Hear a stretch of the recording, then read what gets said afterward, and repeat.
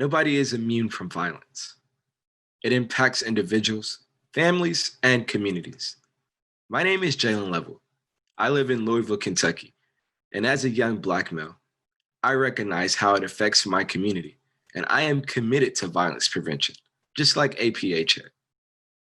When people think about youth violence, shootings may come to mind, but true violence against our youth includes lack of economic opportunities, concentrated poverty, and racially profiling, just to name a few. I'd like to present a few stories from violence survivors. Their personal stories serve as a reminder of violence' devastating impact and why prevention is so critical. While it may be hard to hear, they share a common theme of resilience and inspiration.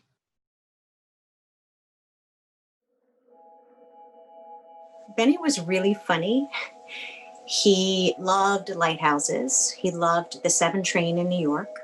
He was a bright, bright person and very lively and very close to his big brother. He was murdered in his classroom on December 14th, 2012. Daniel was extraordinary, and the impact on so many people's lives was extraordinary.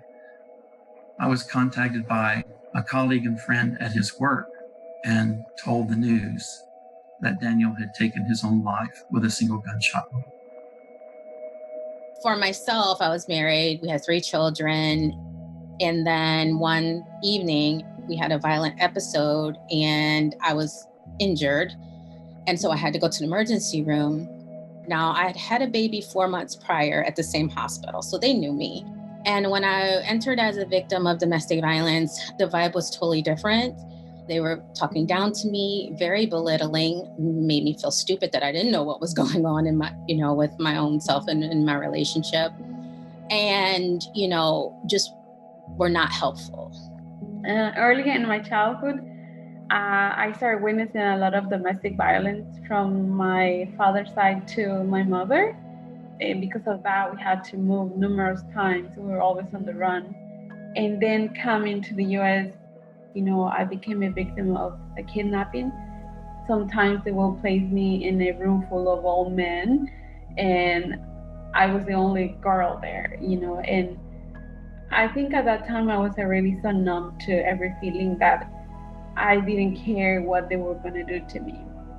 And there was a point where I wanted to take my life away, like I attempted against my own life. As a child survivor of multiple adverse childhood experiences, I can tell you that on a day-to-day basis, I wasn't counting my adversities. I experienced it as abuse, as being alone, as feeling as if somehow this was normal. Suicide is both a public health crisis, it's a mental health crisis, and part of the issue is that mental illness has not been treated like cancer or leukemia or some other illness. But with mental illness, there's a stigma.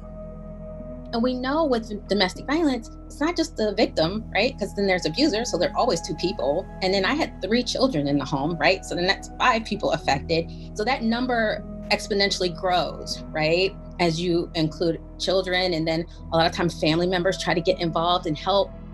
So this is a huge public health crisis that, from my own personal experience, is not being properly addressed. I oftentimes am asked, how did you make it, Wendy? When I do divulge some of the experiences I had as a child. And one of the things that I do recall, and even up until recently, I would refer to the person, the little girl who went through those experiences, as little Wendy, and as if it were a different person. I was so scared of everyone. I was not happy at all. I used to be so dark and think that life was just terrible. But I think the first step that I realized that where I was becoming better was by sharing my story, by opening up and telling what happened to me. If people really understood the depth of my grief and really listened, they would realize that these laws and the way we practice the use of firearms doesn't make any sense. It doesn't matter what color you are, where you live, what you do. It affects 30,000 people a year. And that's just the victims. That's not even all the people that are related to them. The fact of the matter is, I know this wasn't about me. It wasn't about the job. It was about mental illness. And there are variables and factors that cause this, but I've never been angry at him about this. This was an illness, but it is preventable. It is detectable. It is treatable if we have the will to look for these solutions together. Let's think about this as a complicated problem. Let's think about it in terms of public health. We're still here, we're still grieving, and we still want change.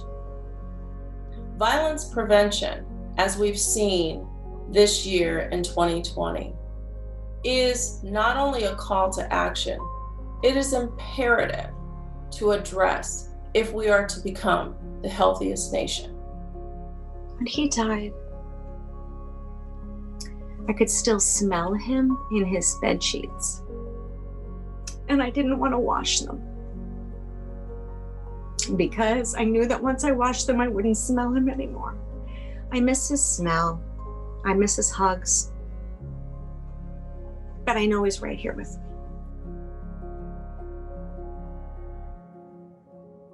He's here.